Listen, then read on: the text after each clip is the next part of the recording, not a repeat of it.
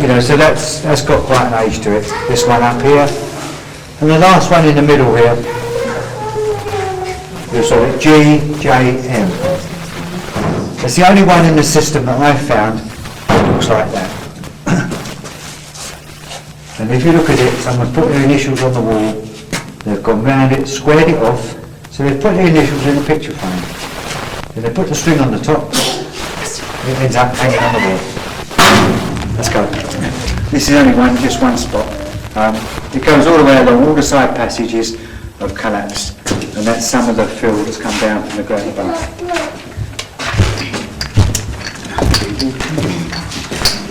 Airway shelters, another uses that this mine had. It's also used as a storage place for wines and spirits. And if you look through here, you can see we've got the remains of all the old wine barrels. And as we go through, you'll see a few wine bottles and things. Now they're all empty, so it's no good looking at them, we're checking them. There's no full barrels, the wood's rotted away over the years. So this is all we've got there. You might look at it and think, well, what a mess, you know, why don't we tidy it up? But the mine system has an issue on it, which is a site of special interest, and we cannot legally remove this stuff from here. As we go through here in a moment, you'll see piles of broken glass, which are all the old wine bottles which were thrown in here, smashed up, and we can't take those out because, again, they're many years old and they've got to be left in here. What we have done over the years, or over the last couple of years, is dug all this floor out that you're standing on and sieved all the broken glass out of it, because the tours used to finish at this point, but now we can go right the way around to that hole in the wall before we come back again. So we sieved all the sand to a depth of about 12 inches, and all the broken glass is stockpiled in various places, so we had to leave it there. Okay, that is just some of the glass that we got out. One or two bits of pots, bits and pieces, probably some old flower pots, I don't know, whatever they were. Lots of bits of crockery, and down there you see a teapot and a bucket thing. These are other things we dug out.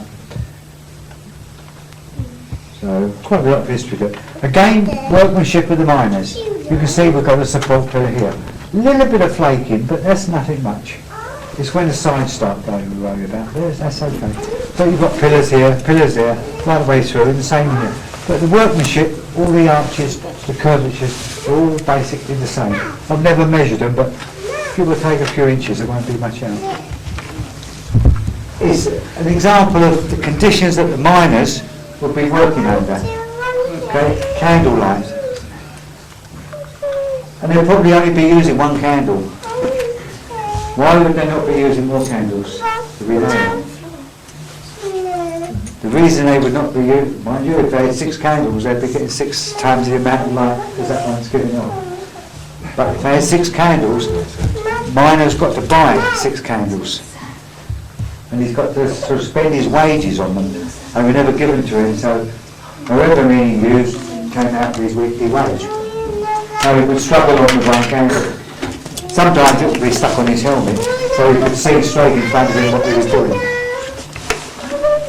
There's an old saying that there's a job worth a life, or the job's not worth a life. And it originates from the miners, where if they were caught stealing the candles from the management, they would get the sack. So it wasn't worth them pinching the candles. Some of them used to make their own, but there you go. It's a shame, but I don't know, I suppose it's all history. These are survey markers. And then from the string we go up to the metal hooks, and you'll see them in various places throughout here. And these are what held the cables for the lighting when they were down there during the last war. So there remains of the old cable. There's a lot more here. Quite a lot of graffiti. Graffiti is the writing and stuff on the walls, as we say. Not the spray paint stuff you get on with paintings these days. But you know, there is quite a nice WAB in the middle there. People are right over there. Somewhere there's possibly a date there on the walls. Then you get some idiot comes along and scratches an arrow. But the best one in the system, another part of glass here, all the way through here, we see all this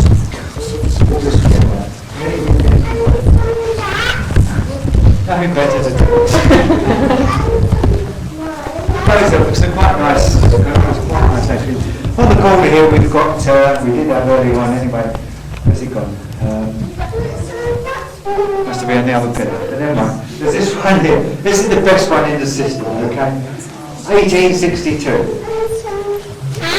And it's still original. Again, you can see the little footplates on the edges. Right, it's finished off. They're here on the two.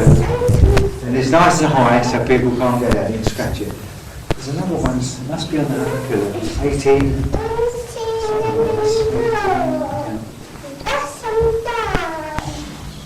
But when you look at it, there's so much. We could spend hours, believe you me, down here looking for different bits and pieces. Usually, every time we sort of look up there, we find something new on it.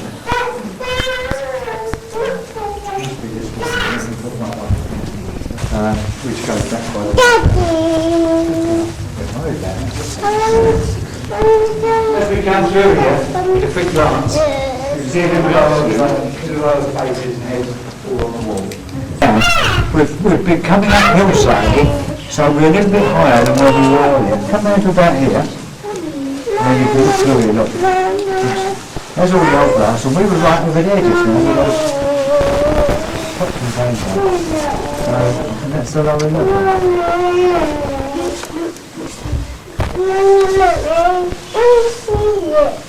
Rubbish chair there. No, we don't want to fall down there, that's why the little stakes are there. Okay. Right, let's just follow as this system takes us, I'm afraid. So, okay. We like to, well, we okay to this is, it's not one of the actual shovels that the miners would have used, but they would have used a spade or shovel like this, only bigger, twice the size. And the reason for that is that they could move twice as much sand as I could with this one, because this is very little. So you go with a bigger blade on it and they could shovel it a lot quicker. One of the other things that some of their tools would use picks very similar to these. For picking and hammering. If you good folks who won't come over to this side, the rest of you can see this wall here. Where we go through, if it's the writing on the wall, the pictures, or whatever, we can look at them and they give us some idea of the dates. So all these markings and things, it's like these scratch marks. These are like pages out of the book. And we can look at them and we can read these marks. I know you say there's nothing to read, but in a moment you'll see what I'm saying. We can look at these and we can date certain things. The writing, the way it's been written, we say that was done in such and such a year, how long ago, whatever. The other thing is these markings, although they were made about 100 years ago, to this day, I can tell you where the miner was standing when he made these marks.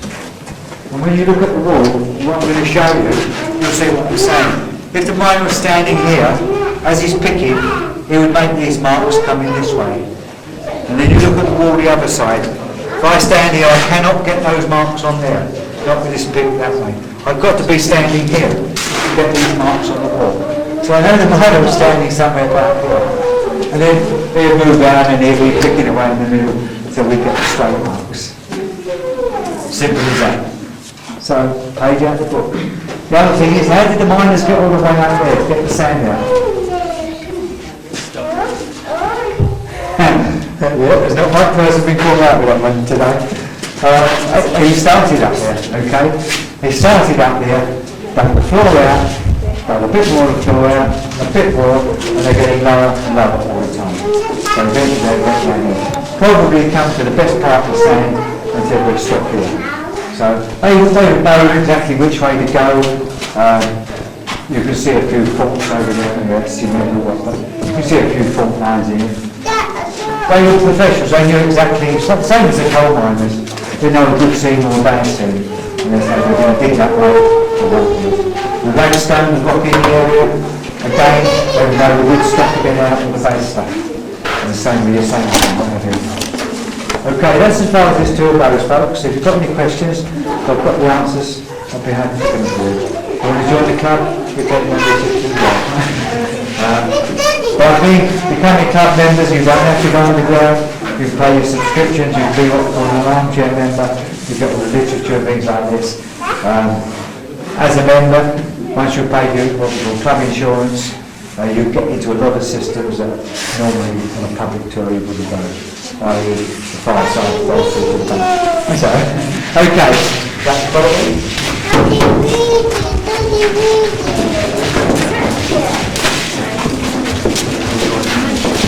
Here's the right hand side as we come through. Phil, you've just come downhill, so you're getting deeper below ground all the time. Now beyond that young man there with the camera, you can see one of the old entrances up on the wall there, which is now bricked up. So the only entrance, or the only way in and out of here is the way we came originally through the iron door. So there you go. And this is some of the shuttering, just strengthening it up.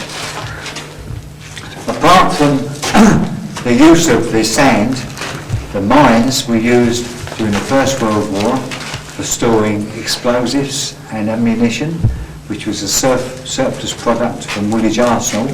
They were producing so much stuff over there, they didn't know where to hide it.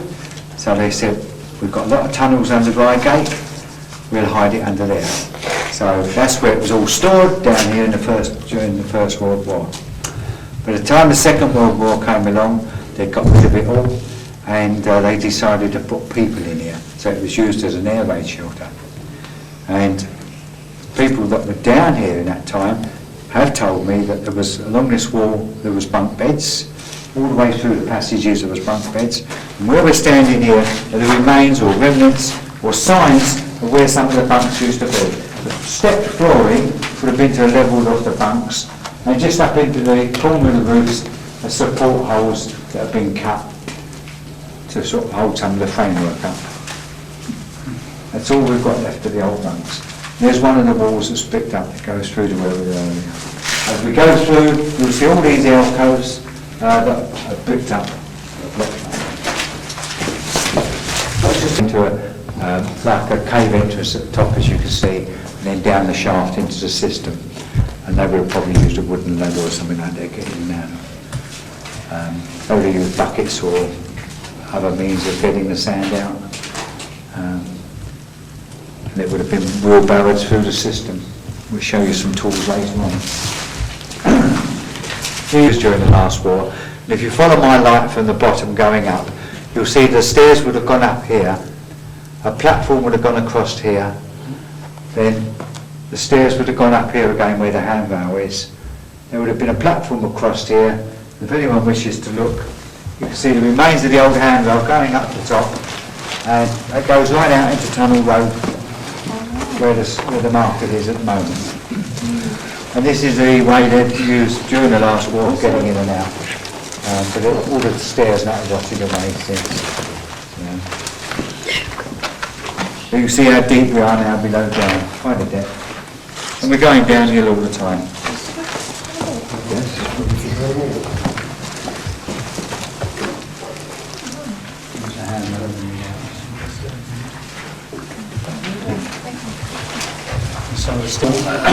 Of the sand that they bring in. You can see the colour of it there, it's a lot darker.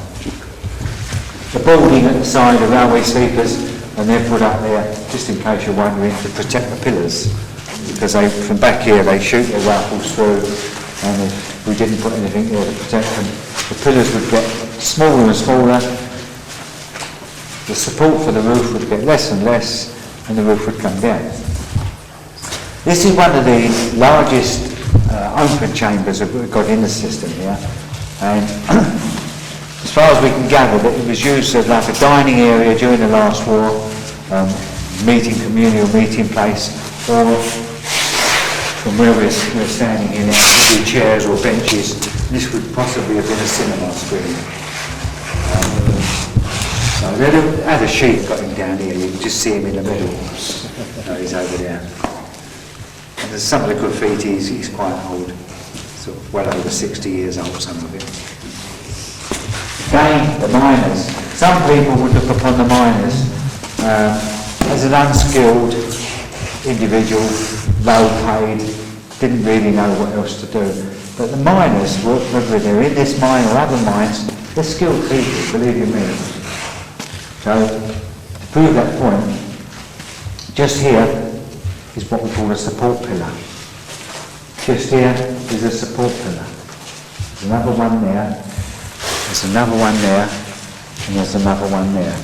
These are holding up the roof. The miners knew exactly how big or how small they could go to these pillars to retain the support they required. Also, the curvature of the roof. It's like the old people who used to dig out the dean holes, whether it was for the flints or whether it was for the chalk. They would make the caverns below ground. They would curve the roof like this. They knew exactly how big they could make these caverns and what curvature they wanted for the strength to retain the roof. But when you look at it, the way this comes round here to this corner, and then they've got the join there, and this one comes round and it joins up again there. And the same with this one and this one. They join up. This one here, and they do all the way down here. Skilled workmen. Never got to mind. Candles. And just in the middle of the wall here, there's a little recess. Behind this gentleman on the corner there that can't see it now, because he's gone by it. There's one in that corner and another one in the middle there. You will see them in various places throughout mine. The recess is for candles. And this is the lighting that they would work by, candles. You're not going to sleep on me, are you? No, that's okay then. Fine. And again, we look at some of the graffiti.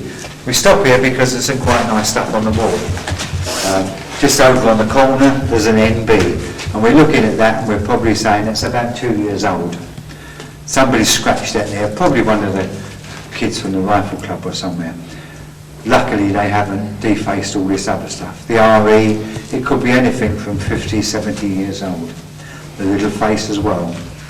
This one here, I said to someone on one of the trips, it's most unusual because you don't often find someone's initials in a little framework like that. And they said, well, what it looks like is that someone's carved their initials on the wall, then they've gone around it and put their initials in a frame, then they've put the string on it and they've hung it up on the wall there. So that's the best answer we give for that.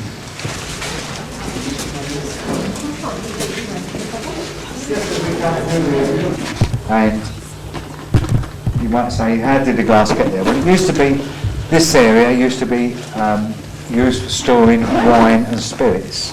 We have got, just over the back here, the remains of some of the old barrel rings from the barrels. The wood as long, well, there's a few bits here and there I suppose, but most of the wood's rotted away and it's just these rusty old barrel rings left. And there's a few empty bottles. There's a lot of empty bottles actually. We've checked them all, but they're all empty. Nothing in any of them. So as we dug all this sand out and sieved it all, get the glass out, we unearthed a few things like the old pots and the old kettles and some bits of pottery and a few little bits of tools and things we dug up as well. So that's what I said about the youngsters earlier. If there's any little ones, don't play sand castles too much in the sand. Or beyond. But look at the arches, the shape of the pillars. They're all roughly the same size. Craftsmen. The reason for that was that the miners had to buy the candles themselves. It's quite expensive, I would have thought, isn't it? So, yeah. Sometimes they'd make them, sometimes they'd buy them. They could buy them off the mine owner, but they'd probably be dearer than anybody else. So they would buy them elsewhere. So if they had about 6 of them, that's coming out their wages, so they would struggle with just perhaps 1 or 2. The old saying of, they say it's originated from the miners, whereas your job is not worth a light. And it was a case that if the miners were caught stealing candles from the company, then they got the sack. And this is where they say that, is your job worth nicking a candle? You know, because of the price of them, I suppose, and that was it. Was that if you was the mine owner, you know, are you going to sort of employ 30 people when perhaps 5 can do the work? The other thing was that it would take time to dig out a passage. It takes less time to knock half of that pillar down. So he wouldn't need, let's say, 30 people, he might only need 10 to knock half that pillar. And this is what they used to do. They used to, especially when they were going to start packing up the mine or close it down, they would pinch half of the pillar It's what we call pillar pinching. It's robbing the mine of the materials. So consequently, the support for the roof was only half of what it should have been. And then we get cracks in the pillar. That's what we call pressure flaking. So you're getting the pressure above, causing the pillar to crack, the side bits flake off, and then the pillar gets smaller and smaller. But we've still got the same weight above. And eventually that pillar will just crumble right up. Then the roof comes down. So, you know, I wouldn't have thought there would have been a lot of people working, you know, not down here. It's difficult to say, really. It's difficult to say. You know, it's not having been here at that time, I don't know. Into the alcoves. So, you know, you can imagine a little miner standing around somewhere scratching away there. I mean, it's a neat piece of work, it's very neat.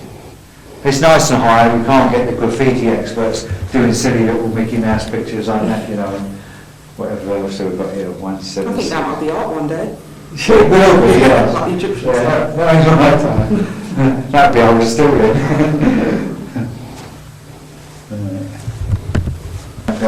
It's like digging out a coal mine, really.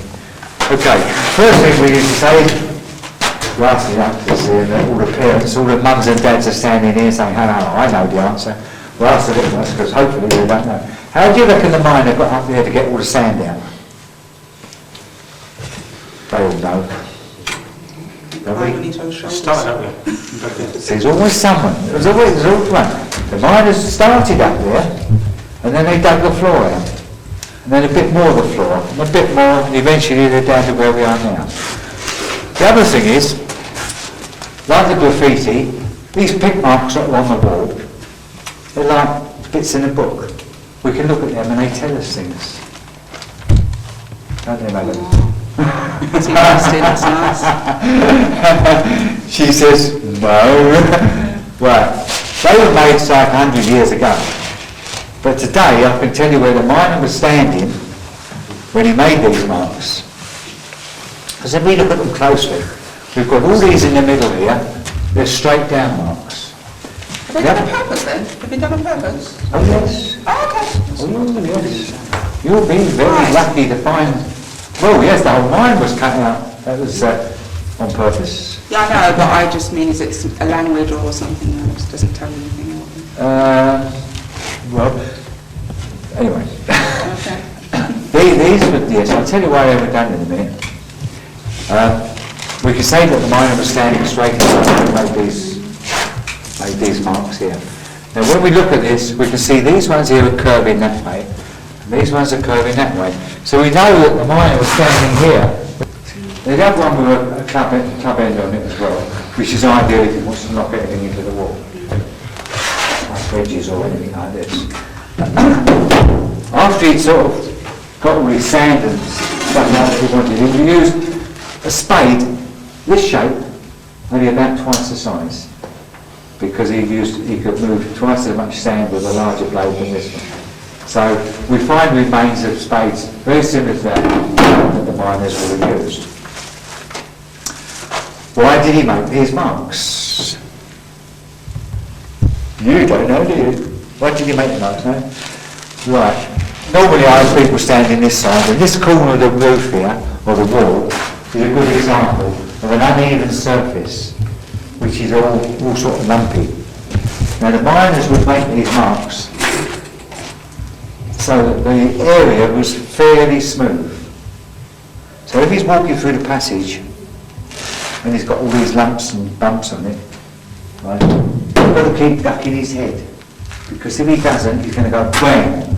That's why we wear helmets normally, not in here, but if we're caving or doing mining and things like that, because the roofs are uneven or in places. So we wear a helmet. So the miner here would pick all these, so it's fairly smooth all the way through, and then he can walk right through the passage at the same level without thinking, I've got to keep ducking my head.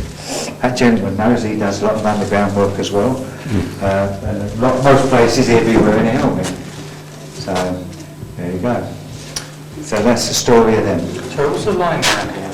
That's a fault in the sand. Yes, it goes right the way round actually, for some unknown reason. So, there's some impurity, whether it's like an irony substance or something in it, I don't know. But there is some impurity in the sand, so they would have probably missed that section. That's why they had the different levels where they knew where to find the good sand and the bad sand. That's what I say. They're skilled people, you know, they know what they're looking for. And in the area, we've got on that, yeah, lovely. So I know we get a few coppers a week for it. So now if we don't get about 300 quid a week, we won't.